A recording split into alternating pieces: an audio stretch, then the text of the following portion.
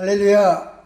오늘 이 시간에도 각자의 처소에서 예배를 드리는 우리 모든 열방의 성도님들에게 주님이 주시는 평화와 무엇보다 위로가 가득 차고 넘치시기를 축원을 드립니다. 이 사태가 길어지면서 코로나19 사태가 길어지면서 우리가 함께 모여서 예배드릴 수 있는 그 시간이 점점 더 멀어지고 있는 것 같습니다. 바라고 소망하기는 이제 4월 둘째 주 우리 부활주일은 우리가 함께 모여서 우리 주님의 부활하심을 기뻐하고 축하하고 부활의 기쁨을 만끽할 수 있기를 소망을 하고 있습니다. 우리 여러분 함께 기도함으로써 기도하면서 그 시간이 곧 오기를 소망해 봅니다. 울고 싶은데 뺨 때려준다는 말이 있죠. 교회와 기독교인들을 대하는 요즘 한국 사회의 모습이 꼭 그런 것 같습니다. 이단이 무엇인지 또 어떤 게 이단인지도 제대로 잘 모르는 비기독교인들은 이번 코로나19 대규모 확산의 도화선이 되었던 신천지나 확진자가 나온 몇몇 교회를 들먹이면서 그동안 기독교인들과 교회에 가지고 있었던 감정들을 때는 이때다 하고 쏟아내는 것 같습니다. 그런데 여러분, 그들이 퍼붓는 비난이나 공격을 가만히 들어보십시오. 기독교의 교리나 신앙에 대한 내용은 한마디도 없습니다. 예수님이 죽은 자 가운데서 사흘 만에 다시 살아나셨다고 그렇게 선포하는 교회를 허위사실을 유포한다고 하나요? 아니면 주일마다 교회에 모여서 신앙을 고백하고 하나님을 예배하는 그 시간을 불법 모임이라고 신고라도 하나요? 세상은요, 이 사회는 기독교의 신앙적 내용에 대해서는 별로 관심이 없습니다. 다만 교회가 기독교인들이 얼마나 정직한가, 얼마나 공정한가, 얼마나 희생을 많이 하는가, 이렇게 밖으로 보여지는 문제들이 그들의 주된 관심사고, 이것에 대한 그들의 판단의 영역은요, 돈이나 권력이나 명예와 같은 세속적인 가치들입니다. 사실 기독교 신앙은 이런 세속적인 가치들과는 거리가 멀죠. 그런데 세상 사람들이 보니까 자기들보다 더 좋아하는 것 같고, 그 앞에 정직하지도 못하고 공정하지도 못하고 희생도 하지 않으려고 한다는 겁니다. 자기들과 다르지 않다는 거예요. 그래서 이런 문제를 가지고 기독교가 비난을 받는다고 해서 핍박이라고 생각할 필요는 없을 것 같습니다. 사실 이런 일들은 교회가, 기독교인들이 가장 잘할 수 있는 부분입니다. 잘 해오기도 했고요. 교회가 또 우리 믿는 사람들이 예수님의 가르침과 복음의 본질에 충실하였다면 이런 비난을 받을 이유가 없는 겁니다. 예수님을 비방한 것도 아니고 복음의 본질을 비난한 것도 아닙니다. 예수님의 말씀을 따라 사는 걸 회방하고 예수님을 믿지 못하게 한다면 그것이 핍박이겠죠. 그러나 여러분, 그 비난받는 일에 대하여, 이런 비난에 대해서 우리들이 제대로 된 답을 내어놓지 못한다면 비난은 핍박으로 변할 겁니다. 그리고 결국 예수님한테로까지 그 비난의 화살이 갈 겁니다. 자, 그러면 교회와 기독교인들을 향해 쏟아지는 사회의 모든 비난들은요, 단지 그 세속적인 가치를 추구하고 따라간다는 그 한 가지 이유 때문일까요? 그렇지는 않습니다. 그렇지 않은 교회가, 그렇지 않은 성도들이 대다수이기 때문에 그렇습니다. 오히려 저는 교회와 사회 또는 성도와 사회 사이에 올바른 소통이 이루어지지 않는 것이 근본적인 문제라고 생각을 합니다. 세상 사람들이 기독교인들을 개인적으로 대할 때, 개인적으로 만나면서 이 사람은 정직하지 않다거나 탐욕이 많고 무력이 많다거나 권력이나 명예에 아주 집착하는 사람이나 그렇게 느끼는 경우는 많지 않지만요. 좀 답답하다. 이 사람은 왜 골수야? 이렇게 느끼는 경우는 많다고 합니다. 기독교인들이 배타적이라는 거죠. 소통하기가 어렵다는 말입니다. 그리고 이 소통이 어려운 이유를 기독교인들의 믿음 때문이라고 이야기합니다. 기독교인들은 자신들만 믿으면 그 믿음 때문에 주변 사람들이 불편해하거나 거부감을 느껴도, 심지어 사회적으로 무리를 일으켜도 상관이 없다는 사람들이라고 생각을 하는 겁니다. 여러분, 바른 믿음이 그런 것일까요? 예배드리면 죽인다고 누가 여러분 목에 칼을 들이대면 목숨을 걸고 예배하는 자리로 모이는 것이 바른 믿음입니다. 그러나 예배하는 모임이 칼이 되어서 이웃의 목숨을 위태롭게 하면 모이지 않는 것이 바른 믿음입니다. 이것은 며칠 전 다일 공동체에서 발표한 성명문입니다. 우리 사회와 기독교인 사이에 왜 소통이 잘 되지 않는지를 단적으로 보여주는 표현입니다. 여러분, 주님께서는요, 우리들에게 믿음을 가지고 교회를 하나님 나라로 만들려고 하지 않으셨습니다. 세상의 빛과 소금이 돼서 이 세상을 하나님 나라로 회복시키는 그것이 믿음의 목적이라는 거죠. 그런데 이렇듯 소통 자체가 되지 않으면 어떻게 세상에 대하여 빛과 소금의 역할을 할 수 있겠습니까? 물론 믿음은 배타적입니다. 그 무엇보다도 배타적이어야만 합니다.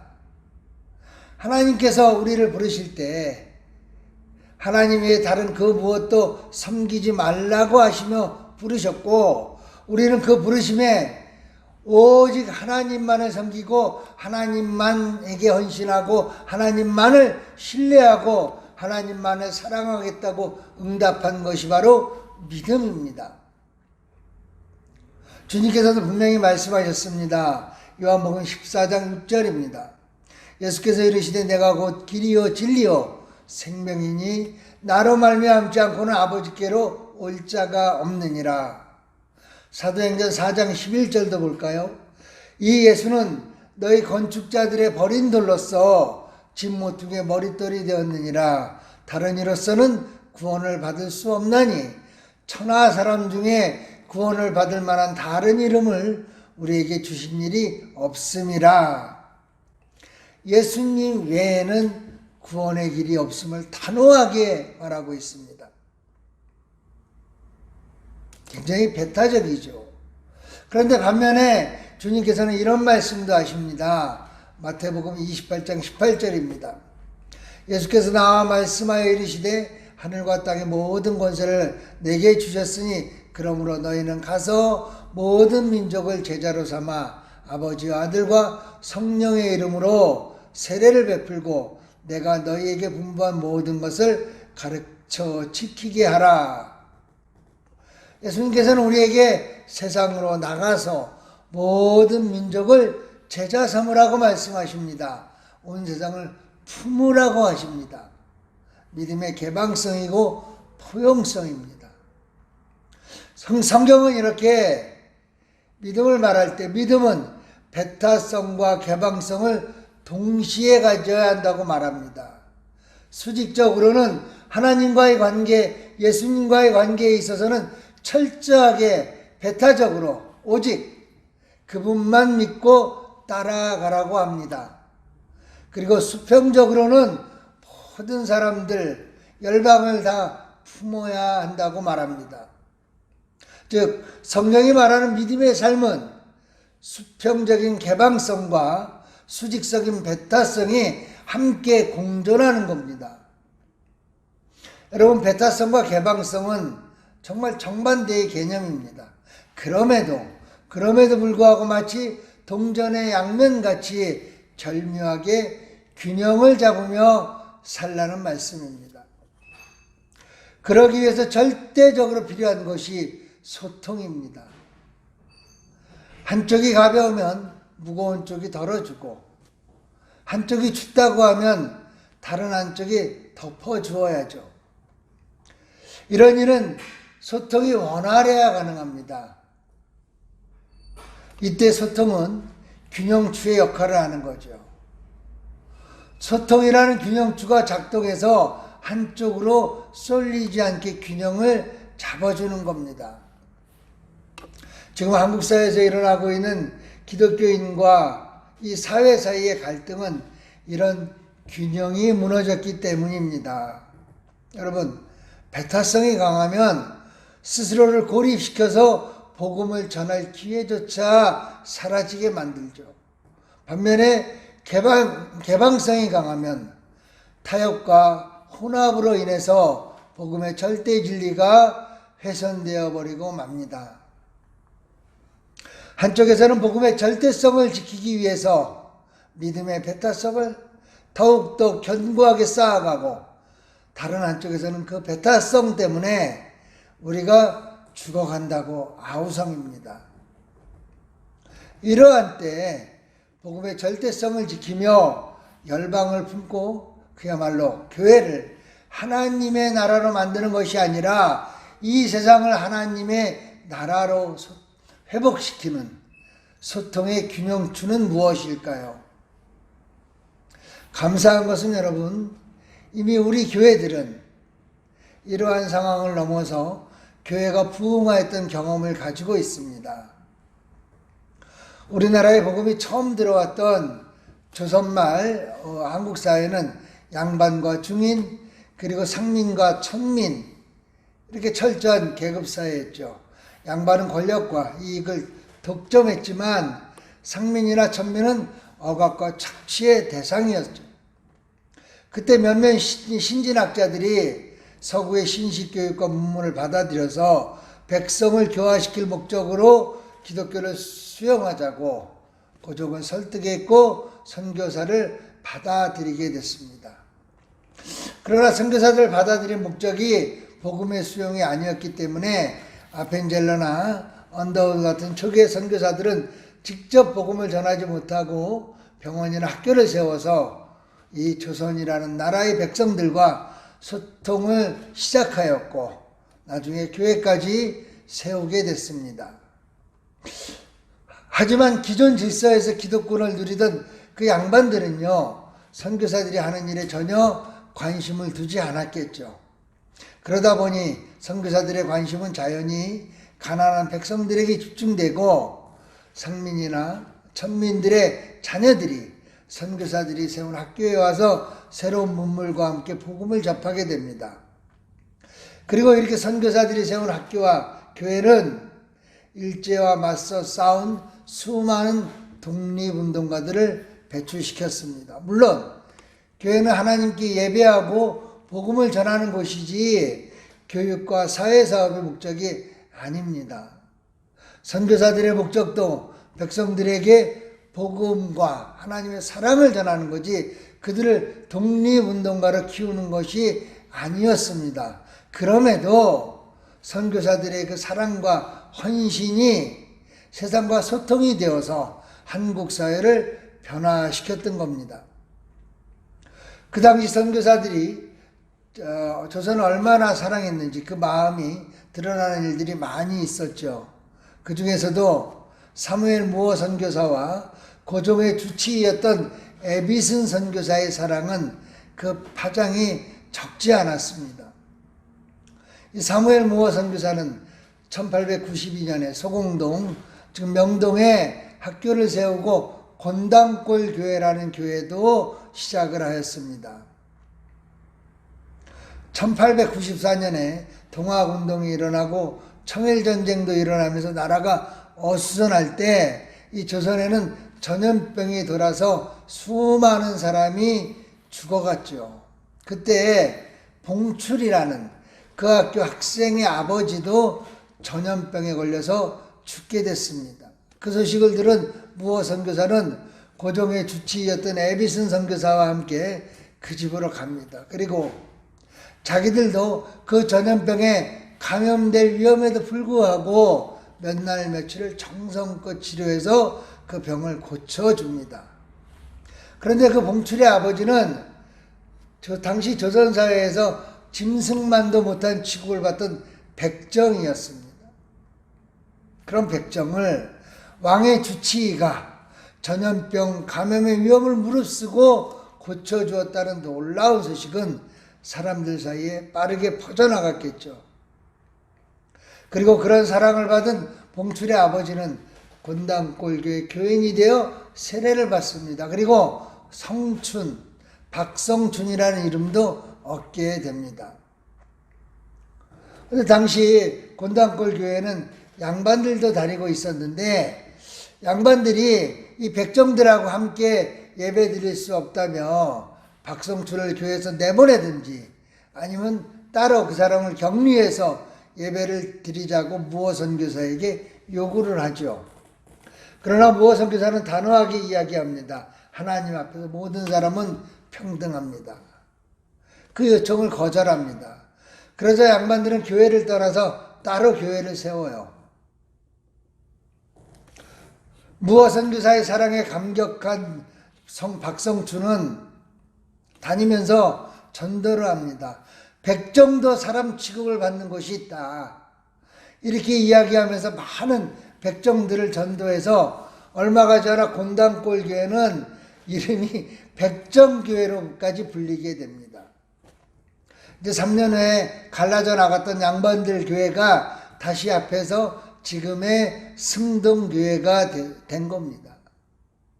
그리고 신앙생활을 정말 열심히 했던 백정 박성춘은 1911년에 당시 함께 교회를 다니던 왕손이던 이재정보다 3년이나 먼저 장로가 됩니다.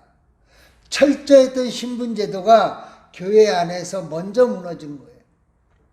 장로가 된 박성춘은 또 한번 목숨을 걸고 백정차별금지법을 제정해달라는 상소를 올립니다. 그리고 그 상소가 받아들여져서 백정과 평민도 똑같이 망건과 갓을 쓸 수 있게 됐습니다. 얼마나 많은 평민과 천민들의 가슴에 맺힌 응어리를 풀어주었을까요? 이 선교사들을 통해 하나님의 사랑을 경험한 조선의 초기 기독교인들은 그 사랑을 자기 안에만 담고 있지 않았습니다. 그래서 독립운동으로 사회개혁운동으로 이 사회 속으로 뛰어들어가 헌신하며 빛과 소금이 되었던 겁니다. 이렇게 사랑이 백성들 속으로 사회 속으로 거침없이 흘러가면서 복음에 대해서 마음문들이 열렸던 겁니다. 이 땅에 기독교가 쉽게 뿌리내리고 빠르게 부흥할 수 있었던 것은 바로 이런 사랑이라는 소통 능력 때문이었던 겁니다. 그런데 여러분, 이제 그 부흥의 불길은 사그러들고 사회하고 갈등은 날로 증폭되어 가는 건 무슨 이유 때문일까요? 받은 사랑을 거침없이 나보다 낮고 허물 많은 곳으로 흘러보내던 사랑의 흐름이 끊어졌기 때문입니다. 주님이 우리에게 주신 사랑은 조건이 없는 사랑입니다. 조건 없이 상대를 있는 그대로를 사랑해야 그것이 진짜 사랑이죠. 그런데 여러분, 우리 인간의 능력으로 그런 사랑을 할 수 있을까요? 불가능합니다. 사랑은 우리 인간이 제조해낼 수 있는 것이 아닙니다. 자, 그러면 어떻게 사랑을 할 수 있을까요? 어떻게 사랑을 흘려보낼 수 있을까요? 우리 인간은 사랑을 제조할 수 없는 존재이기 때문에 받은 사랑을 흘려줄 수 있을 뿐입니다. 오직 유통하는 겁니다. 그런데 사랑하기 위해서는 먼저 사랑을 받아야 합니다. 사랑이 우리로부터 막힘없이 다른 사람을 향해서, 이 사회를 향해서 자유롭게 흐르게 하기 위해서는 내가 먼저 위에서부터 흐르는 그 사랑으로 채워져야 한다는 거죠. 오늘 본문에서 요한은 말합니다. 우리가 사랑함은 그가 먼저 우리를 사랑하였음이라. 하나님께서 우리에게 먼저 사랑을 채워주셨습니다. 하나님으로부터 시작된 사랑은 흐르는 겁니다. 흐르는 거예요. 우리가 흘려보내야만 하나님으로부터 또는 다른 사람으로부터 채워지고 또 채워지는 것이 바로 사랑입니다. 여러분, 복음이 이 땅에 처음 들어왔을 때 우리에게는 그 어떤 울타리도 없었습니다. 그래서 사랑은 자연히 흘러나갔습니다. 그런데 그 사랑으로 교회가 부흥이 되다 보니 사람도 많아지고 부강해졌습니다. 그러니까 그 사랑이 너무 좋아요. 너무 좋아서 더 많이 채워지기를 원했던 겁니다. 그래서 울타리를 치고 내 안에 사랑이 더 이상 흘러나가지 못하도록 막았습니다. 그러면서 복음과 이 사회를, 이 사회와 교회를 소통시키던 사랑이라는 균형추가 더 이상 작동을 멈추게 된 것은 아닐까요? 사순절을 보내면서 우리는 예수님의 고난에 그 초점을 맞추어 나름대로 묵상을 하며 경건하게 살려고 합니다. 그러나 여러분, 예수님은 우리를 향한 사랑 때문에 십자가를 지셨습니다. 이제 견고한 울타리를 헐어버리고 우리 안에 가득 채워져 있는, 가득 차 있는 그 사랑을 세상을 향하여 흘러가게 하는 작은 몸짓이나 작은 행동 하나가 이번 사순절 기간에 우리의 묵상이 되고 경건한 삶이 되었으면 좋겠습니다.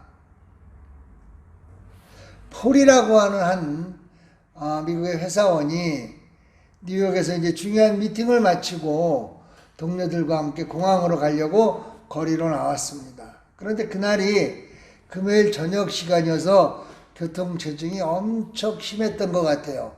택시 잡기가 거의 불가능해 보였는데 빈 택시 하나가 그들을 향해서 다가왔어요.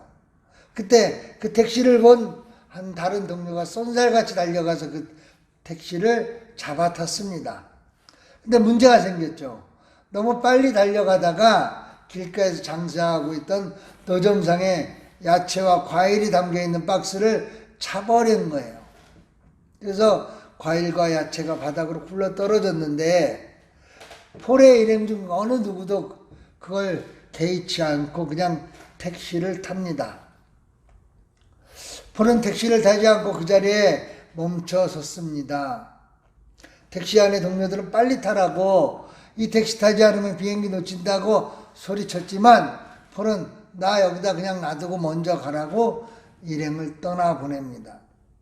그리고 노점상 할머니에게 다가가서 가까이 가서 보니 그 할머니가 울고 있었어요.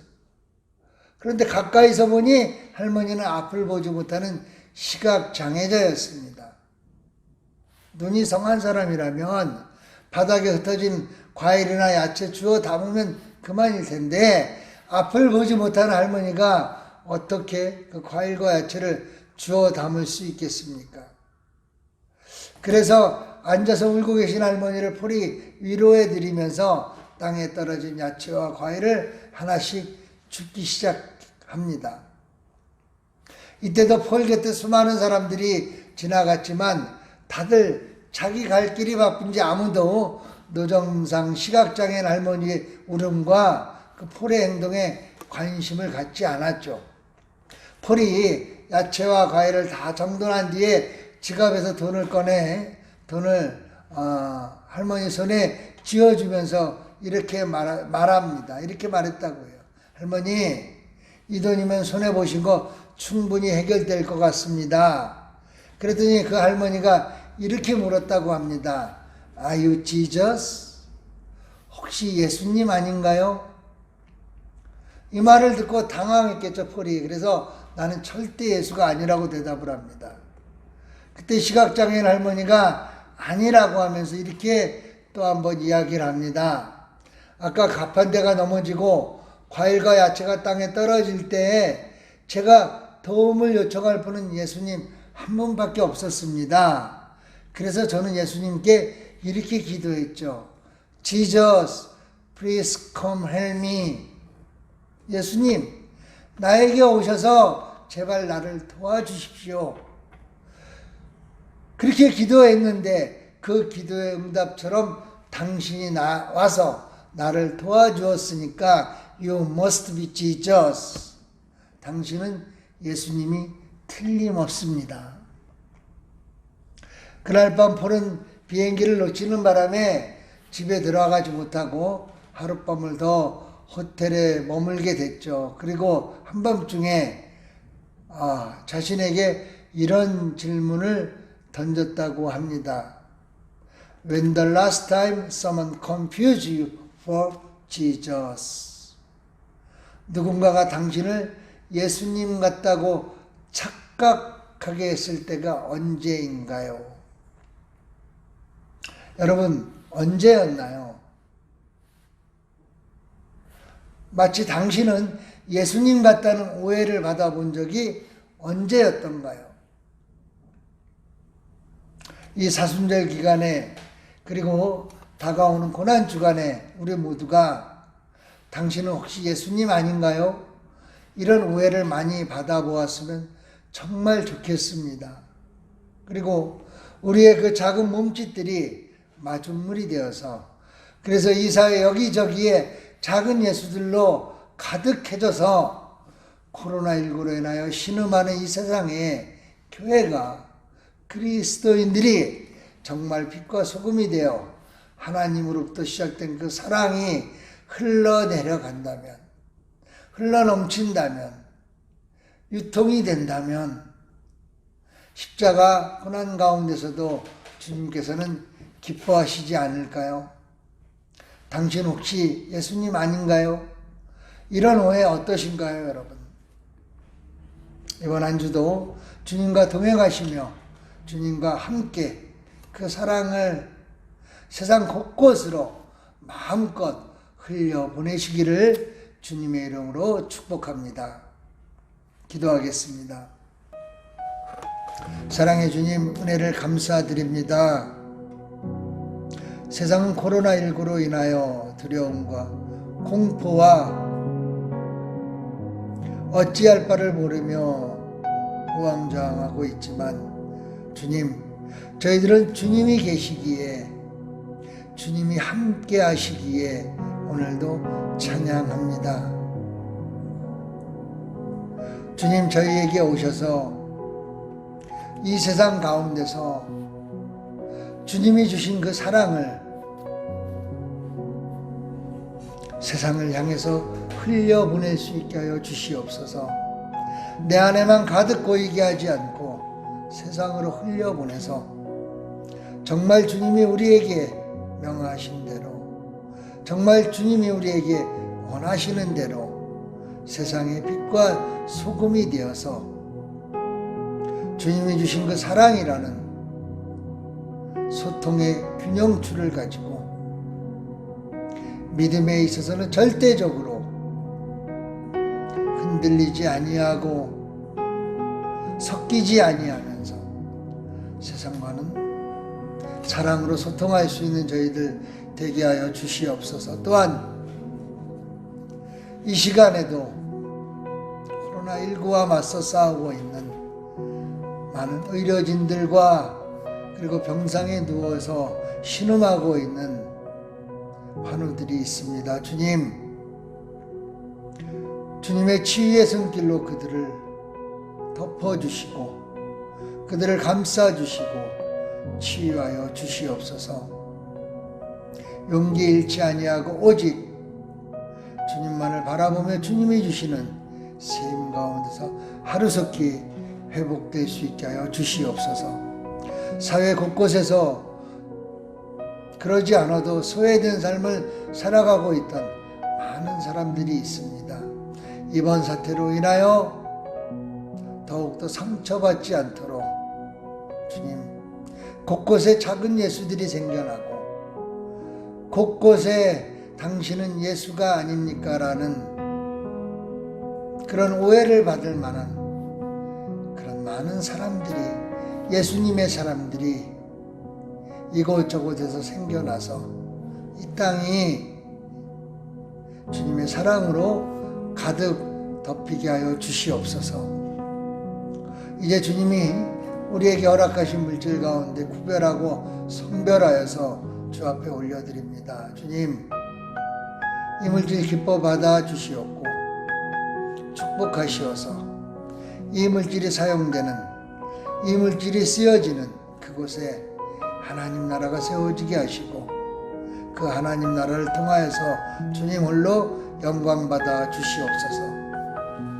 이제는 우리 주 예수 그리스도의 은혜와 하나님 아버지의 무한하신 사랑하심과 성령님의 감동감화 역사 충만하심이 이 사순절을 살아가면서 하나님이 우리에게 부어주신 그 사랑을 내 안에 가두지 않고 세상을 향하여, 고통받는 이들을 향하여, 우리의 이웃을 향하여 이제 내 마음의 빗장을 열고 사랑을 흘려보내므로 작은 예수로 이 세상을 변화시키는 빛과 소금으로 살아내기 위하여 우리의 삶의 현장으로 돌아가는 모든 성도들 위해 이제부터 영원토록 함께하옵기를 간절히 축원하옵나이다. 아멘.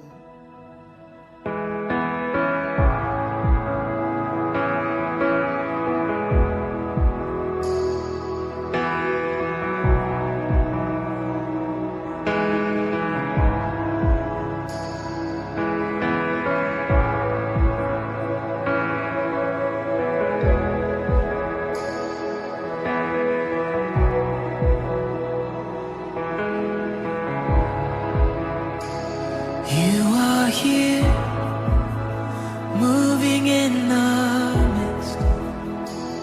I worship you, I worship you. You are here, working in this place. I worship you, I worship you. You are here, moving in our midst. I worship you, I worship you.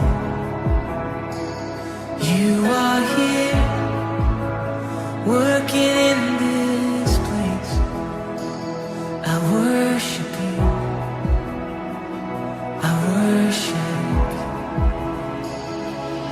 You are waymaker, miracle worker, promise keeper, light in the darkness, my God, that is who you are.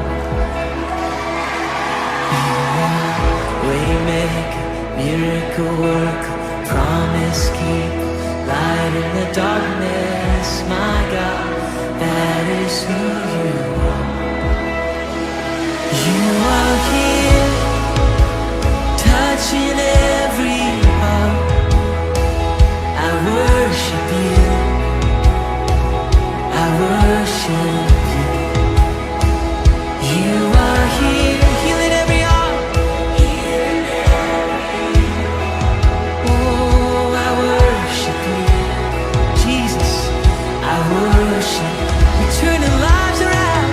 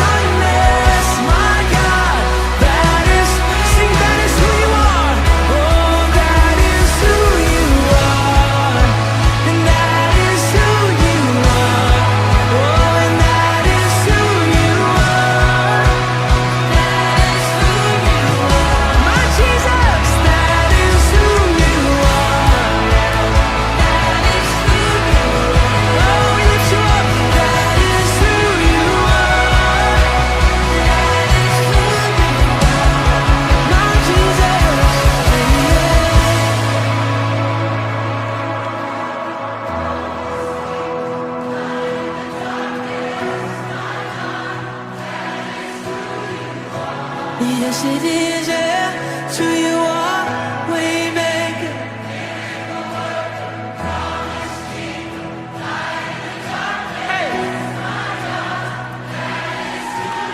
Let's sing this together, even when I don't see it. Come on, even when I don't see it, you're working. Even when I don't feel it, you're working. You never stop working. You never stop working. Come on. Even when I don't see it, you're working. Even when I don't feel it, you're working. You never stop working. You never stop. Oh, even when I don't see it, you're working. Even when I don't feel it, you're working. You never stop working. You never stop. Even when I don't see it, you're working. You never stop. You're the Waymaker. Waymaker, miracle worker, promise keeper, light in the darkness. My God, that is who you are.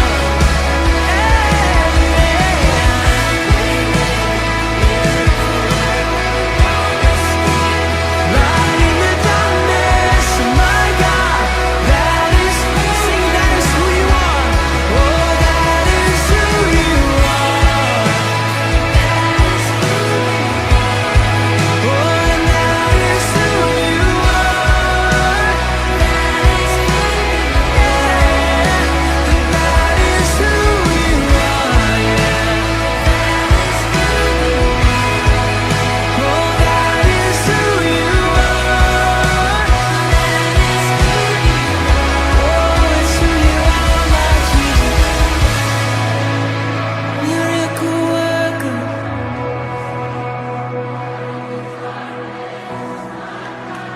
That is who you are. You are Waymaker,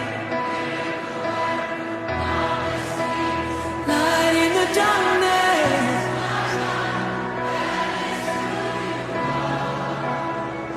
Oh, his name is above. His name is above depression. His name is above loneliness. Oh, his name is above disease. His name is above cancer.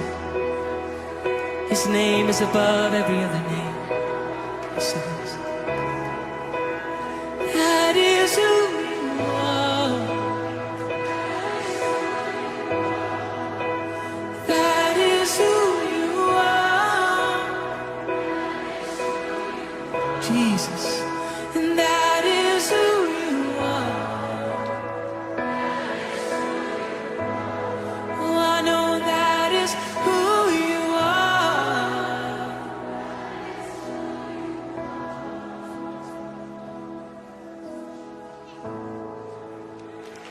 Amen, amen, amen.